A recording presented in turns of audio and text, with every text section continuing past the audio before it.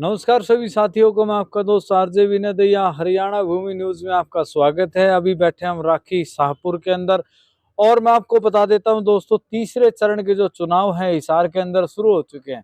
हमारे साथ बैठे हैं एक युवा ब्लॉक समिति मेंबर के लिए, उन्होंने फॉर्म भरा है। उम्मीदवारी की दौड़ में वो दौड़ रहे हैं। इनसे जानेंगे किस प्रकार से वो जो विकास कार्य हैं किस प्रकार से सहयोगी बनकर वो करवाएंगे।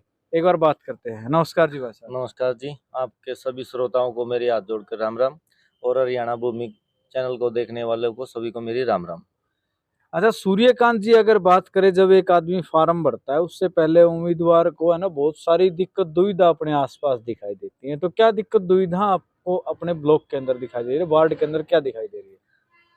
पहले तो मेरे गांव में बहुत सारी समस्याएं हैं और एक एक करके गिनाऊं तो बहुत टाइम लग जाएगा। फिर बाकी मेरी मेन मेन 10-12 समस्याएं ऐसी हैं जो मेन उन पे फोकस है मेरा, और उसी के हिसाब से मैंने फार्म भरा था कि मैं गांव का मेंबर बनता हूं।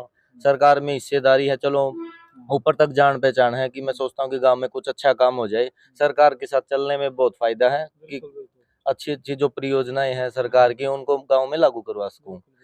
इनमें बहुत सारी मेन समस्या मेरे गांव की है, गलियों की है, पानी की है, सफाई की मैं है। सूर्यकांत जी, मैं आपको बताना चाहूंगा, मैं करीबन 7-8 दिन से इस गांव के अंदर आ रहा हूँ।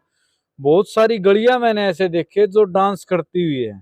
बहुत सारे खड्डे हैं, कीचड़ है। अभी बस स्टैंड के पास वो विकास और का घर है, उस साइड भी कीचड़ है। मैंने अंदर जाके एक मोहल्ले के अंदर देखा, गलियों में कहीं ईंट लगी है वो टेढ़ी है, कहीं मेढ़ी है, ना तो निकासी की व्यवस्था है। तो किस तरीके से देखते हैं इन चीजों को? पता क्या जी, सबसे पहले मेन समस्या एक बात बता रहा हूँ, गलियों की आपने कहा कि टेढ़ी मेढ़ी है। पता क्या, जो कुछ लोग ऐसे हैं, मान लिया अपनी पानी की सप्लाई के लिए टूटी लगवाते हैं, वो इसी तरह गली को छोड़ देते हैं। ठीक है, उनकी रिस्पॉन्सिबिलिटी बनती है कि उनके जहाँ से उसने खुदाई की उसको प्रॉपर उसी जगह भी करे। दूसरी बात, सफाई पे आ जाओ। गली टेढ़ी मेढ़ी है, पानी अवरुद्ध होता है, गलियां रुकती, पानी रुकता है, उससे मच्छर भी होते हैं। तो सफाई का कोई प्रबंध नहीं है गांव में। और दूसरी बात, सबसे मेन फोकस मेरा एजुकेशन पे है। क्यों, मैं भी एक एजुकेशन पे ही हूँ और टीचिंग लाइन में करीबन 8-10 साल से ही है। तो मेरा फोकस सबसे ज्यादा एजुकेशन पे ही है।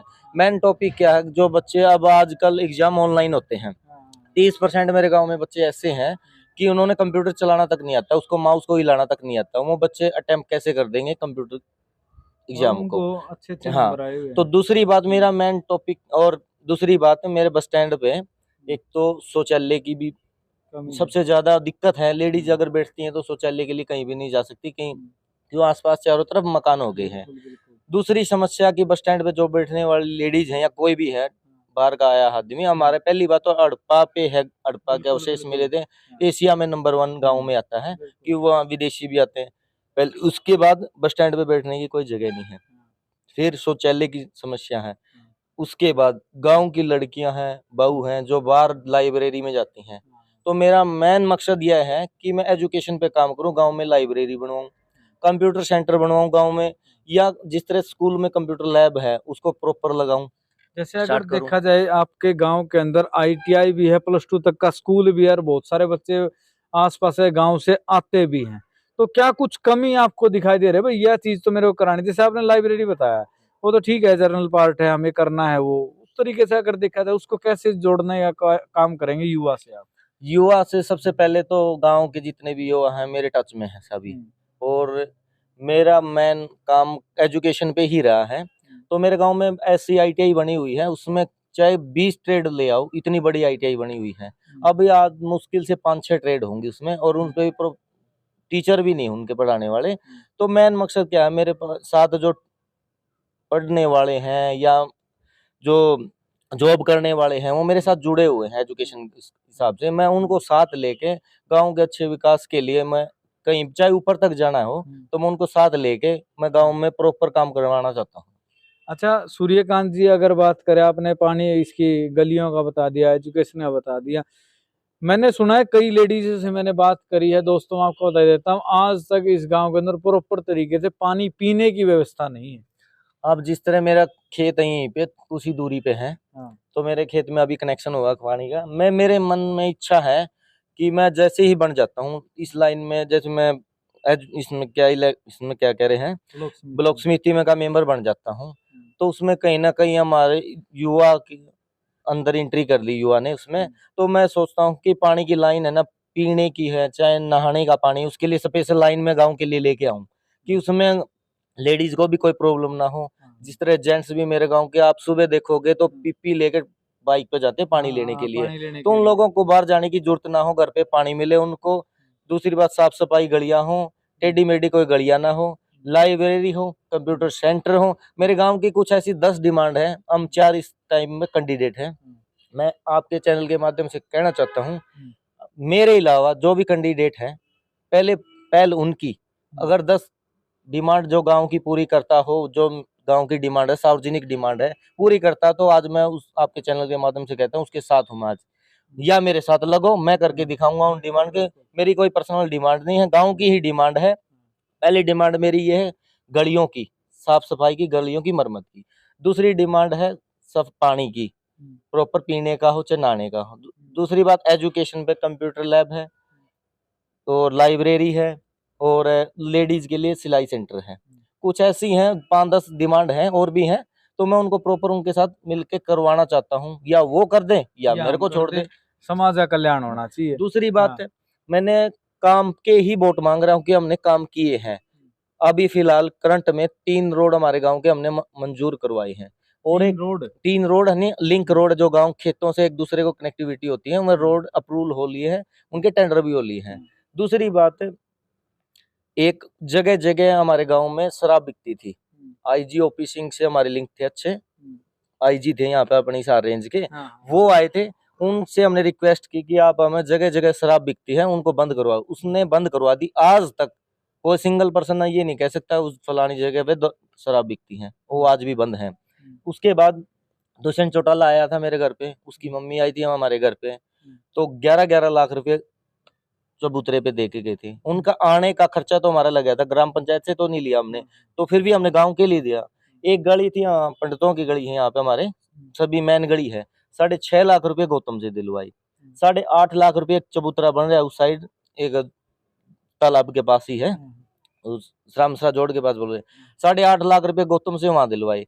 1-2 गलियों की मरम्मत थी, या स्ट्रीट लाइट है, या शौचालय था, शौचालय हमने मंगवाया, तो मतलब उस साइड बनवाया। इसके अंदर अगर देखा जाए कि भाई आपने जितने भी काम करे, मान के चलो अभी उनको दुष्यंत को बुलाना है या गौतम को बुलाना है, कोशिश ये रहेगी भाई समाज का कल्याण किस प्रकार से करवाया जा सके, कैसे सहयोग मिल सके गाँव को। अब पता क्या है, सरकार जिसकी भी है, चाहे किसी की कांग्रेस की हो, बीजेपी की है, इनेलो की है, जेजेपी की, किसी की भी हो, सरकार के साथ मिलके चलना चाहिए हमेशा, अगर गांव का काम करना है तो।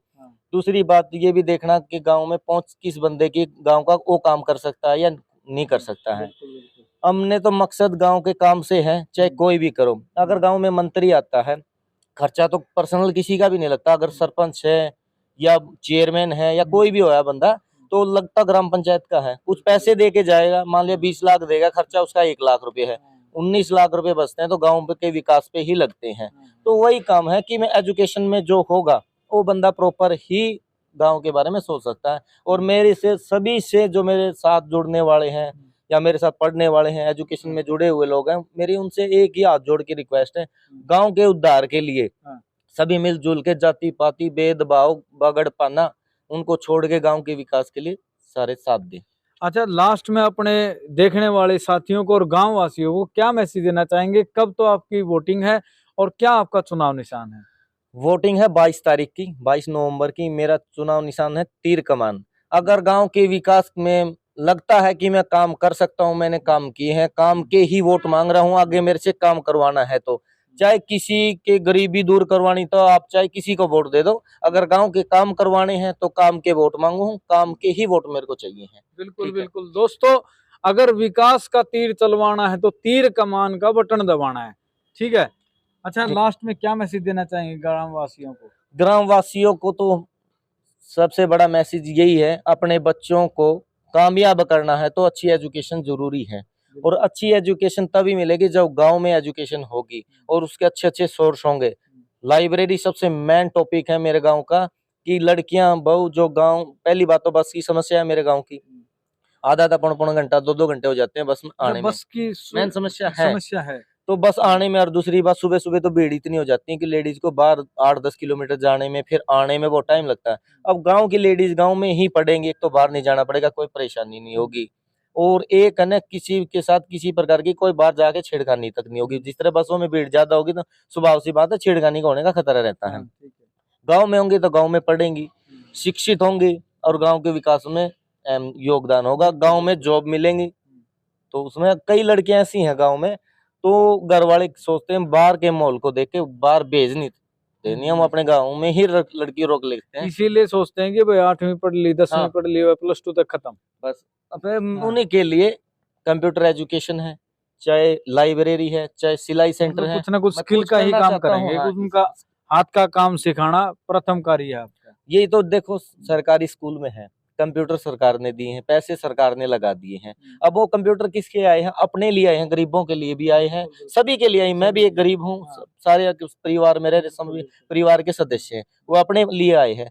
वो एक बांध के रखने के लिए कंप्यूटर नहीं आए हैं, पढ़ाने के लिए और सिखाने के लिए आए हैं। अब वो कौन बोलेगा? ये सोचेंगे मेरे को जरूरत नहीं, दूसरे को जरूरत नहीं, सभी मिलजुल के बोलेंगे तभी गांव का काम होगा, तभी गांव के बच्चे सीखेंगे उस कोई चीज ना को। कोई प्रतिनिधि तो होना चाहिए ना, जो इसके ऊपर आवाज उठा सके, है ना? तो ये मैं पिछली बार इलेक्शन लड़ा था, मैं 50 वोटों से कुछ हार गया था।